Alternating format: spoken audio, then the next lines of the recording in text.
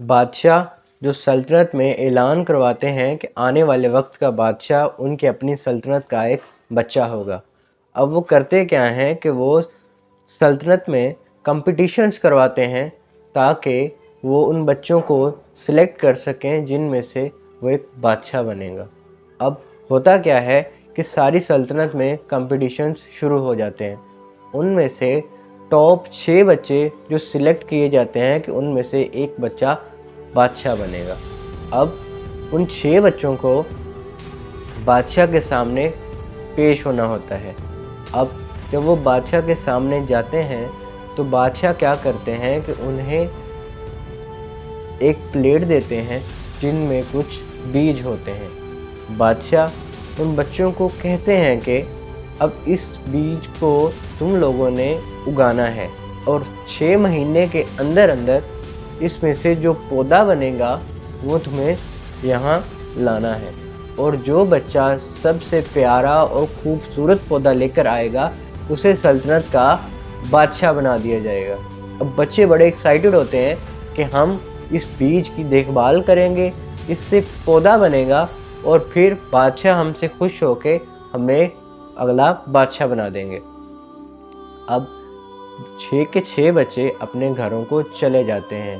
وہ اس بیج کو وقت پہ پانی دیتے ہیں، اس میں کھاد ڈالتے ہیں اور اس کی دیکھ بھال کرتے ہیں۔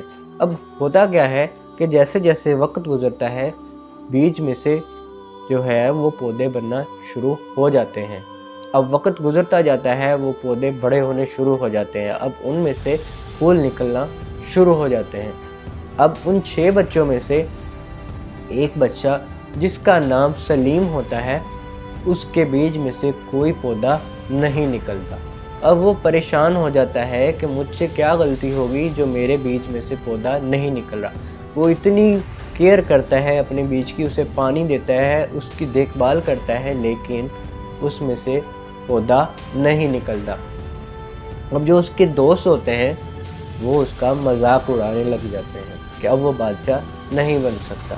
مقررہ وقت پر جب انہیں بادشاہ کے سامنے پیش ہونا ہوتا ہے، سب بچے جب جاتے ہیں تو سلیم کی ماں سلیم سے کہتی ہے کہ بیٹا تم نے محنت کی ہے، یہ مجھے بھی پتہ ہے اور تمہیں بھی پتہ ہے، اور تم نے جھوٹ نہیں بولنا، جو سچ ہے وہ بادشاہ کو بتا دینا۔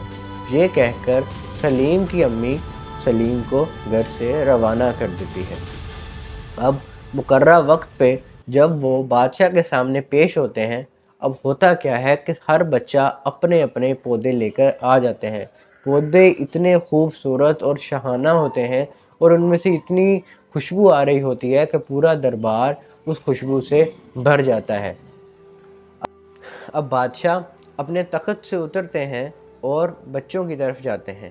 وہ ایک ایک بچے کا جو پودا دیکھتے ہیں، اس کی خوشبو لیتے ہیں اور سب کی تعریف کرتے ہیں۔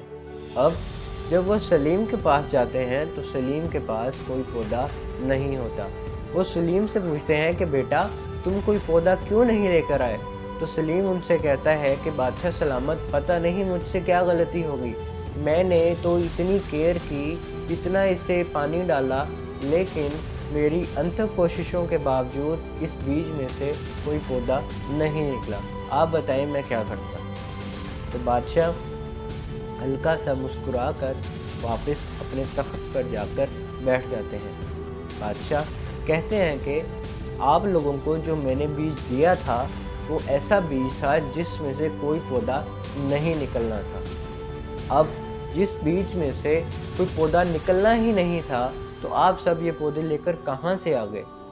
اب بادشاہ جو ہے وہ اس بچے کی ایمانداری سے بہت خوش ہوتے ہیں اور اپنا تخت اور اپنی جائیداد اس بچے کو دینے کا فیصلہ کر لیتے ہیں، اور باقی بچوں سے مخاطب ہو کر کہتے ہیں کہ تم لوگوں نے دھوکہ کیا ہے اور جھوٹ بولا ہے، اب تم لوگوں کو اس کی سزا ملے گی، لیکن تم لوگ بچے ہو اس لیے تمہیں چھوڑ دیتا ہوں۔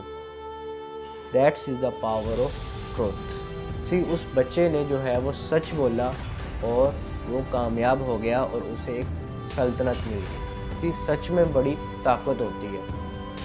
زندگی میں کامیابی کا صرف ایک ہی راز ہے، وہ ہے ٹروتھ، سچائی۔ اگر آپ پازیٹیو رہیں گے اور ڈسپلن رہیں گے تو آپ کچھ بھی حاصل کر سکتے ہیں۔